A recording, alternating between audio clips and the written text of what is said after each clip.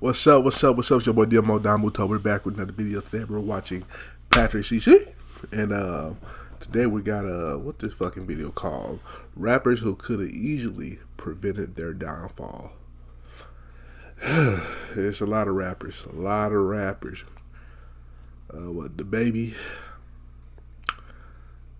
Like I see Tekashi 6ix9ine. It's a lot, and so. Let's check it out. Let's see what you're talking about. Successful rap career is extremely hard to obtain, yet very easy to destroy. One mistake, one bad album, one tweet could start a ripple effect that leads a rapper to fade into irrelevance. Today we are going to look at the stories of rappers whose careers dwindled for reasons they likely could have prevented. Starting with superstar Pride, a rapper who had the fastest and most ironic rise and fall of all time. I'm a survivor.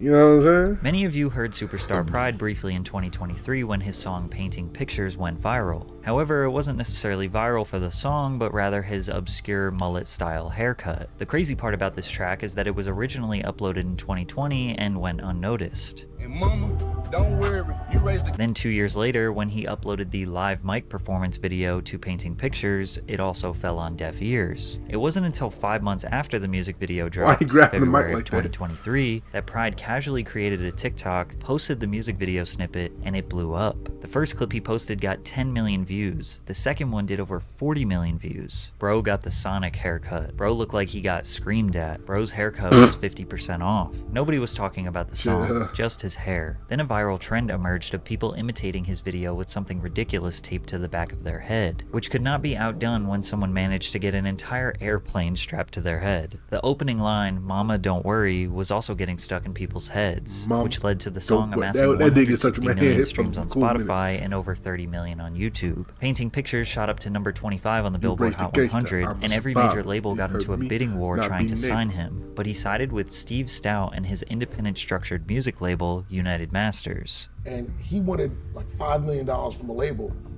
and when they didn't give him $5 million, they were offering him $3 million. He's like, if it ain't 5, I'm not signing it. I'm like, what? Pride let his ego get the best of him, refusing $3 million for wanting $5 million. 3 weeks after refusing the record deal, he was arrested for murder. A Mississippi rapper is charged with murder in Panola County. 20-year-old Kadarius Pride, known as Superstar Pride. The victim, Marcus Wheatley, was Pride's barber, likely responsible for his signature hairstyle. Wheatley's grandmother said Pride stormed into their house and gunned him down in the backyard. Currently, Pride is being held without bond and doesn't have a trial set. What the fuck? Nobody knows what happened or why it happened. But a rapper going viral for his ridiculous haircut in February, then allegedly murdering his barber a few months later after denying $3 million is the most insane self-sabotage I have ever seen. What the fuck? If you thought Pride's story was a poetically ironic form of... Nigga, you asked for that fucking haircut, nigga. And then, Blood got mad because the barber was too busy to cut his hair that day. That's what it was. Self-sabotage, meet Chance the Rapper, who once famously said, "I met Kanye West, I am never going to fail," but still managed to fail. Chance the Rapper's 2013 mixtape Acid Rap was universally praised by hip-hop fans. His raspy voice and sprinkle of soul combined with his youthful, positive energy made this project a masterpiece. Tracks like Cocoa Butter Kisses and Favorite Song have aged like fine wine. But Chance was in no rush to capitalize on his buzz. He worked on his next mixtape for 3 years. He had the whole city of Chicago rooting for him and garnered support from the biggest artists in the world, including Kanye West, who featured Chance on his 2016 album, The Life of Pablo. Chance's part on Ultralight Beam is one of the biggest highlights of the project. Coloring Book was his 2016 mixtape that served as the perfect follow-up to Acid Rap. Chance's cadence, soulful lyrics, and euphoric beat selection was unlike anyone else in hip-hop at the time, especially on tracks No Problem and All We Got. He earned a Grammy for Best New Artist, and some people even believed he could give Drake a run for his money, but then he blew it. And I'm gonna blow you away when you hear about today's sponsor. Lately, I've been obsessed with fantasy sports, and that's where today's sponsor comes in, Underdog Fantasy. Underdog is the easiest way to play fantasy sports, but not just football. You can make picks on baseball, basketball, hockey, UFC, and starting with a capitalize on the capitalize on the "whoa" dance craze. The song went viral, but when fans criticized it on Twitter, his responses would put a nasty stain on his reputation. People have different tastes and that's fine, but the way you're talking to fans who have been with you since 10 days is disappointing, and that ego reflects on the quality of your newest music. Eat it. You are a spoiled child who thinks artists are making music for you. I never intended for you to find or like anything I made. If I knew you existed, I would have tried my hardest to keep you from being able to enjoy it. Now go eat a dick again. Damn, Chance nigga. over and over again told the fan to eat a dick. This interaction was a far cry from the positive and wholesome Chance the Rapper fans loved. Then he dropped his debut album, The Big Day, on July 26, 2019. The Big Day was a reference to his wedding day, which he was planning during the creation of this album. Chance mentions his wife and family over 20 times on the record, which became a huge meme. And while his intentions were pure, the album simply was not good. I heard like one I'm song off the genuinely album. feeling like a strong 0 on this record. Fans hated the project as well, and were quick to let him know. On Twitter, Chance would block anyone who poked fun at him or said anything negative about the album. With the influx of hate, he responded with extreme measures. I'm getting this crazy feeling that people want me to end it. These desperate tweets combined with his lazy album would lead to him canceling his 32-city arena tour, saying that he was instead going to focus on spending time with his family, which again sounds understandable, but it was a lie. The tour was actually canceled due to, quote, historically low ticket sales. Damn. According to his now ex-manager, Pat Corcoran, Chance fired his manager, then blamed him for fan disappointment in The Big Day and underwhelming fan support for its associated tour. Corcoran would go on to file a lawsuit in November of 2020 against Chance the Rapper for breach of contract, stating that he is owed over $2.5 million in reimbursed expenses for supporting and promoting Chance's career, an additional $3 million for unpaid commissions, and 15% of Chance's net profit across all business earnings. The lawsuit also revealed that Chance started working on his album in February of 2019, which was only 5 months before it was released. His manager knew there was not enough time for the creative process that was involved in releasing an album. Chance's recording efforts were compromised by unproductive and undisciplined studio sessions, procrastination, and lackadaisical effort, which explains why there are terrible lyrics throughout this record. If you blink it, you might miss it. You gotta click it or tick it. Life is short as a midget, but mine's a little LeBron. And how could we forget? Peanut butter jelly with a baseball bat. Peanut butter jelly with a peanut butter jelly. Y'all ain't ready for the jelly, it'll break y'all back. Chance let his own ego squander his career. Yeah, he nigga, couldn't just admit that he made his fans wait 3 years for a bad album that was rushed out in 5 months. And the way he responded to them on Twitter was just childish. From here, all his hype died. On the other hand, if he stepped out of the limelight to genuinely focus on his family, that's respectable. Maybe that's something we should celebrate rather than see as a downfall. Right. But Chance wasn't the only rapper whose Twitter fingers started their downfall. Right. In the case Damn, of OG Macko, he pretty much forced everyone to hate him because of his tweets. In 2014, OG Macko had a ton of momentum after his song You Guessed It went viral on Vine. This track was unlike anything we had ever heard at the time. Before mumble rap took over, we had OG Macko screaming insane ad-libs over the most simplistic, hard-hitting trap beat. He had a darker, more rock-like aesthetic and even called himself not a rapper, but a rock star. The song reached number 90 on the Billboard Hot 100, and he could even be credited with inspiring many rappers after him. It definitely inspired Keith Ape, who just released a track called Itji Ma that sounded suspiciously similar. Just listen to them at the same time. Oh!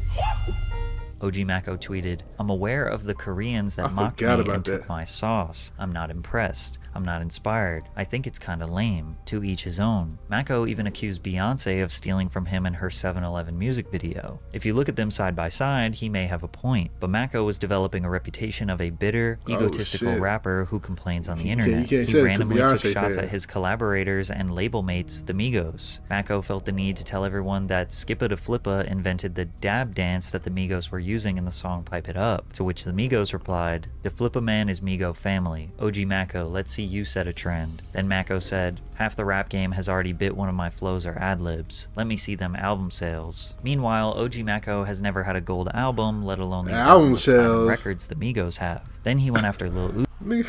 Nigga said album sales to the Migos? That's not the Dick Ride Migos, but come on, say. Come on. Uzi when XXL Yeah, tweeted, he had a song, Lil one Uzi song. is rap's newest rock star. He tweeted, dudes don't just become rock stars. Somebody gotta show you the way. Stop playing with my name. With a picture of Uzi at an OG Mako show on stage behind him. Then Academic said, you paved the way for Uzi? Then Mako replied with dozens of tweets over the next hour trying to explain why he is so influential and Uzi was stealing his songs. Drop more music, He nigga. also randomly took shots at Future. I love Future, but I also understand Future has destroyed countless lives by making it cool to be a drug addict. People looking up to loser attitudes because this generation is afraid to strive for anything. It's y'all's fault all this lame ass shit is possible. Again, he may have a point here, but fans replied to Mako calling him a hypocrite since he raps about the same stuff. But Mako claimed he was dumbing down his music to blow up. You guessed it, was not luck. It wasn't an accident. I made the dumbest song I possibly could on a beat full of bass and knew it would blow. I manipulated over 40 million minds and counting based on the exact same principles that I'm preaching. Who's more qualified to say this? Now, Mako has always made more conscious, focused music with substantial lyrics. Like Jason, Michael, Freddie, and Idi Amin after your civil syllable war, niggas should have been prepped before. But a lot of his music was just mediocre, boring trap. Get the cat, get the cat.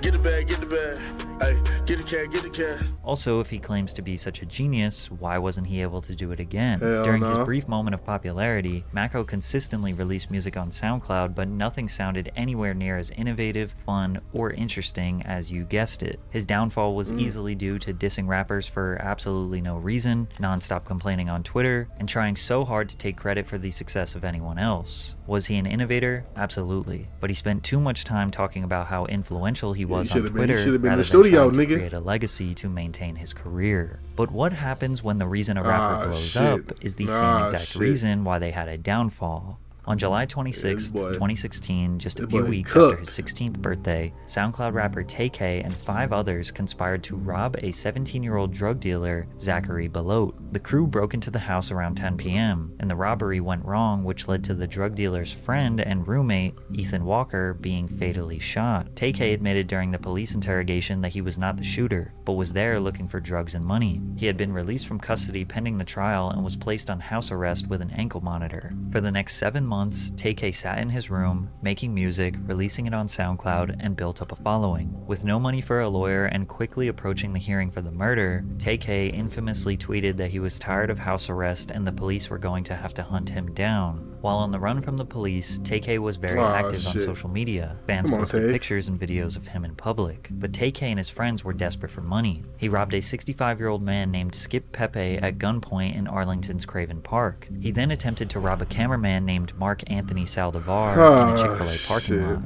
Mark began screaming for help as he tried to escape. Then TK hit him with the car before getting out, fatally shooting him and driving off. San Antonio police connected TK to... I never knew what the fuck he did to get in prison. Or whatever he is, jail, prison, whatever. Alright, this is what he did. Hit a nigga with a car and try to rob a few people. Oh yeah, get that... Lock him up. Due to surveillance footage and posted wanted signs around the city. TK saw this as a marketing opportunity, posting pictures and videos with the wanted sign. He then dropped a song called The Race on SoundCloud, which essentially told the story of him being a fugitive, robbing and killing people while on the run from the police. After filming and releasing the music video to The Race, TK was captured by U.S. Marshals in Elizabeth, New Jersey. The shockingly true story led to the 17-year-old exploding in virality. The Race secured hundreds of millions of views on YouTube, reached number 44 on the Billboard Hot 100, and hashtag #FreeTK became a movement supported by some of the biggest rappers of the game. He even signed a $700,000 record deal, but none of it mattered because he was behind bars. And in 2019, he was given a 55-year sentence after being found guilty of murder and 3 counts of aggravated robbery. Obviously, TK's downfall could have been prevented if he simply did not commit these heinous acts. But as bad as it sounds, none of us would even know about him if he didn't actually rob and murder people, then make songs about it while mocking the police on the run from the law. Rap fans glamorize this type of behavior because the music is, a lot of the time, violent and derogatory. Bro. So if you're gonna rap about it... 17, bro. Nigga, this nigga on The Race. Nigga, no, bruh. I couldn't imagine doing half the shit that nigga did. That's 17. That's fucking crazy. Fans want you to be about it, but the fans won't be the ones sitting in the jail cell. Pooh Shiesty is an example of someone who was heavily rewarded for his violent music. His song Back in Blood, featuring Lil Durk, was essentially a song about killing your enemies. This track would reach number 37 on the Billboard Hot 100 and secured himself as a promising new talent in hip-hop. But at this peak of his new career, he got arrested. Pooh Shiesty and his crew were at the King of Diamonds strip club in Miami, Florida. Allegedly, Shiesty had money taken from him, which led to major commotion in the club. Security acted accordingly and escorted Pooh Shiesty out of the club, but he forced his way back into the club and accidentally fired a handgun at a working security guard. Pooh Shiesty turned himself in on June 8, 2021, and had his hearing the following day, where he would be denied bond. He would later be sentenced to 5 years and 3 months in prison on April 20th, 2022. He could have easily just left the club and let others go handle the money situation, but maybe he felt the need to live up to his Back in Blood lyrics. I got my own fire, don't need security in the club. If you haven't noticed, rappers and shootings seem to be a very common trend that leads to their downfall. Tory Lanez is no different. However, many people still question if he is actually guilty of being the shooter. In 2020, Tory Lanez was at the peak of his career. His feature on Jack Harlow's What's Poppin' reached number 2 on the Billboard Hot 100 while objectively being the best verse. His album, The New Toronto 3, debuted at number 2 on the Billboard 200. He broke the record for the most live viewers in an Instagram Live during his quarantine radio show during the pandemic. However, on July 12th, 2020, he was hear about this arrested on a fucking felony story gun again. charge while out with Megan Thee Stallion after attending a small party at Kylie Jenner's house. The public was also informed that Megan had cut her foot on broken glass. Then 3 days later, she changed her story to... You know what's crazy? You know what's fucking crazy? All Tory... Look, she said she stepped on broken glass. She wasn't going to say shit. Meg Thee Stallion wasn't going to say shit. Tory would be free right now. But then Tory had to say something about it. Said something about it. I think he was the first person to say something about it. From what I remember, if I'm wrong, I'm wrong. And then Meg was like, hold on. Nigga, you shot me. say that she was shot in the foot. Then 1 month later, she said this. Yes, this nigga Tory shot me. You shot me. And you got your publicists and your people going to these blogs lying and shit. Stop lying. Social media immediately took Megan's side. Tory remained silent about the allegations, but responded with lyrics on his album Daystar. How the fuck you get shot in your foot and don't hit no bones or tendons? How the fuck your team is trying to paint me as a whole menace? Delusional, like how that 1942 from Kylie House still got you talking crazy, as well as also rapping about why he hasn't been nearly as vocal as Meg. Think I'm finna talk about an open case for some likes? Tory Lanez was charged with 1 count of assault with a semi-automatic firearm and 1 count of carrying a loaded, unregistered firearm in October of 2020. Although Tory claimed he was being blackballed by the music industry, his career continued to thrive. He released 4 albums independently, which would all garner hundreds of millions of streams. He received praise from LeBron James as well as dozens of other mainstream acts. Fans believed if it wasn't for this case, he would have been toe-to-toe with the biggest rappers in the game. But once we finally got the information from this trial, we would end up with more questions than answers. On July 12, 2020, Tory Lanez, his bodyguard Megan Thee Stallion, and her friend Kelsey Harris were attending a small gathering at Kylie Jenner's house. Megan testified that she lied to the police about the glass, lied to doctors, and basically lied about the entire situation out of fear. Her news story was pretty simple. She said that they had an argument, she exited the car, Tory leaned out of the passenger side door, said, "Dance, bitch," and shot her from 25 feet away in the back of the foot. I don't think it was the friend that shot her. Apologizing, and she got back into the car so they could give her a ride home. The cops arrived when the neighbors reported the gunshots. Tory chose not to testify and defend himself, which he would later regret. Kelsey, Meg's friend, testified that Tory was trying to hook up with Kylie Jenner and Meg tried to convince him to leave the house. Meg was upset that Tory didn't want to leave, so she got into the car with Kelsey and drove almost all the way home before realizing she forgot her slipper and went back to Kylie's. They grabbed Tory the second time after Kylie allegedly told them to leave. In the car is when Tory admitted that he and Megan had been in a romantic relationship. Kelsey was shocked because Megan was the one who hooked up Tory and Kelsey in the first place. Kelsey also admitted that this was not the first time Meg had backdoored her when it came to men. Now we have a love triangle.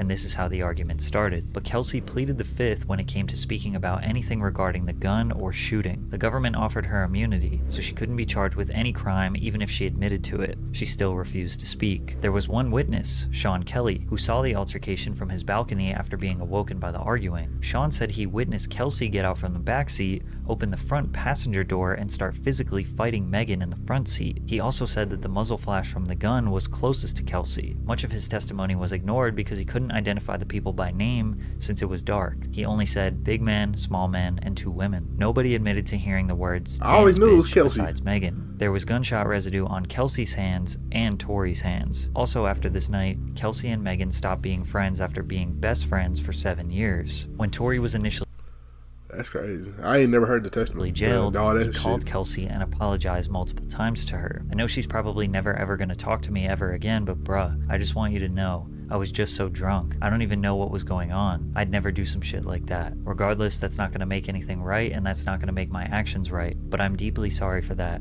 I never even moved like that at all. People speculated Tory was apologizing for sleeping with both of the women and causing chaos. Others see this as an obvious admission of shooting the gun. Some people think it was Kelsey who was angry and shot Megan. Some people think Megan was the one who accidentally shot her own foot. Some people think that Kelsey pleading the fifth was her attempt to try to save both of them. But at the end of the day, the jury decided he was guilty, and because of that, Tory was sentenced to 10 years in prison.